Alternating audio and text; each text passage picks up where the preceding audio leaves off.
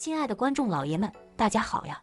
今天开始为大家讲述新鲜出炉的末日惊悚悬疑韩剧《地狱公使》第1章。正片开始，那天一个平平常常的日子里，几个学生在看一个青年在油管上介绍一些关于天使与恶魔的内容，表示天使会出现说出预言，某人将在某天的某个时刻死去，并前往地狱。到了那个时间，地狱的使者就会出去带走那个人的性命。他播放了一段视频，里面有好多黑猩猩样的怪兽在制造混乱。学生之一表示，这简直是无稽之谈，根本不科学。女学生表示，这可是油管上最火的灵异事件博主，好几百万粉丝呢。两人聊不到一起，各执一词，谁也说服不了谁。与此同时，在他们不远处坐着一个男人，他看着手机上的倒计时，身体发出微微的颤抖。他已经感觉不到周围的一切，陪伴他的只有无声的焦虑和等待死亡的恐惧。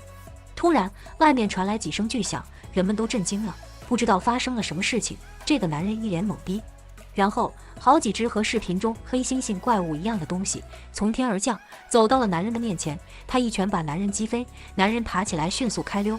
这群怪物在后面追赶，对其他人倒是不感兴趣，只是所过之处一片狼藉。这些怪物个个身材健硕，说是黑色涂装的绿巨人也未尝不可。虽然看起来笨重，但动作却十分迅猛。男子跑不动了，藏到了一辆车子下面，黑猩猩直接把他拖出来，捏在手里像甩毛巾一样甩来甩去的。但男人的防御力也不是盖的，被撞了好几下，愣是还没死啊。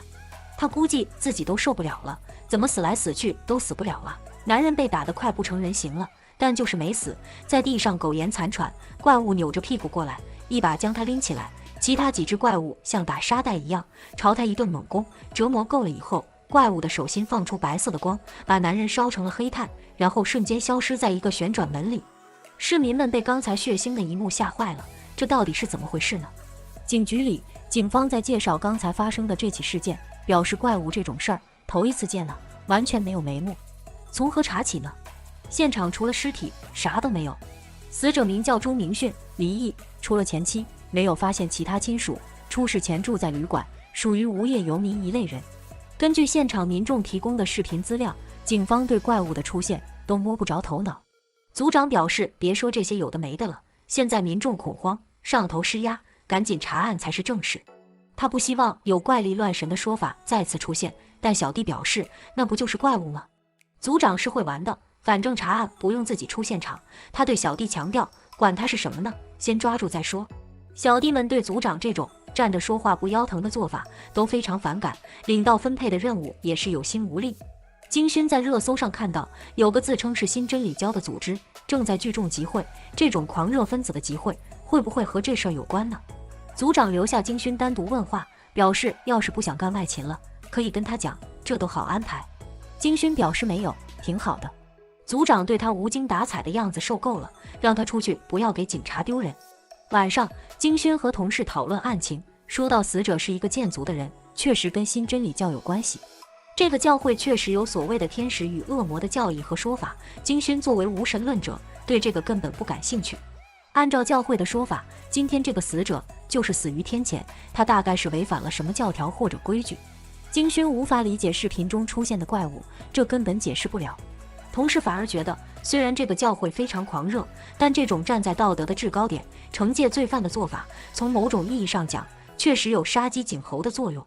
毕竟他们抓到的很多十恶不赦的罪犯，都因为证据不足或者上面有关系，被判定为精神病，逃脱了法律的制裁。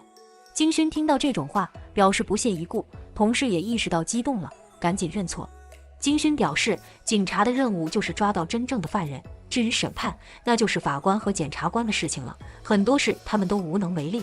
金勋来到现场，搜查科的同事介绍，现场只有死者的痕迹，凶手一丁点东西都没有留下，即便是怪物都被看见了，也应该是有实体的吧？为什么一点痕迹都找不到呢？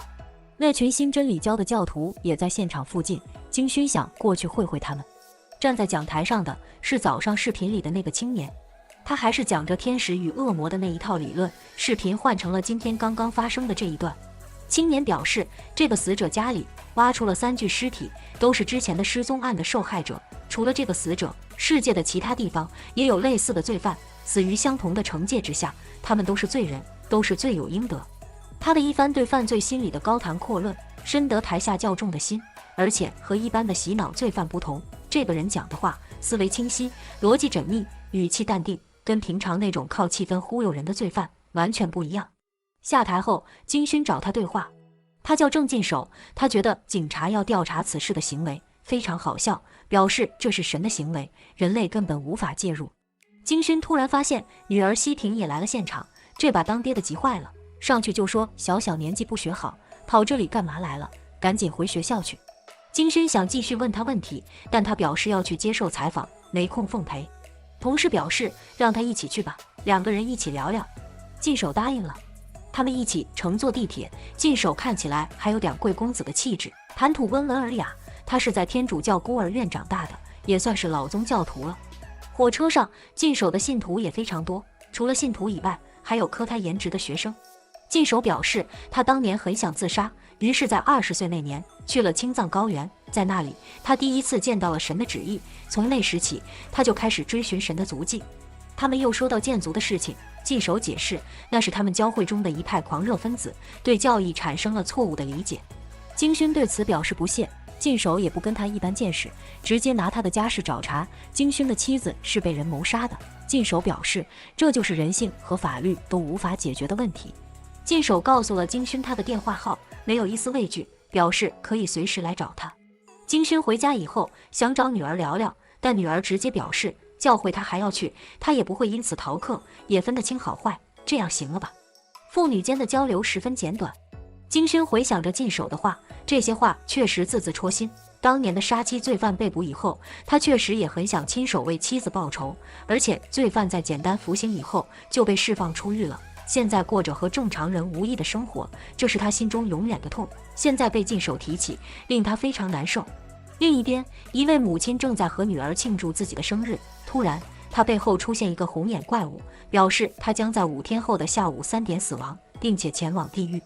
由于案件的发生，网上出现了很多营销号，他们穿着打扮怪异，语气动作诡异，简直就像异世界的生物，专门做此类事件的直播，围观粉丝非常多。可见现在的人们都是一种什么样的猎奇心理啊！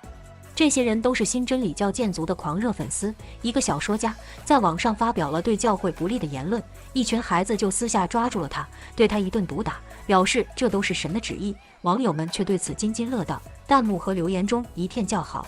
这就是人性的恐怖之处，为了满足一己私欲，不惜把痛苦强加于别人，从别人的求救声、乞讨声中获得快感。隔天，警方决定把调查方向调整一下。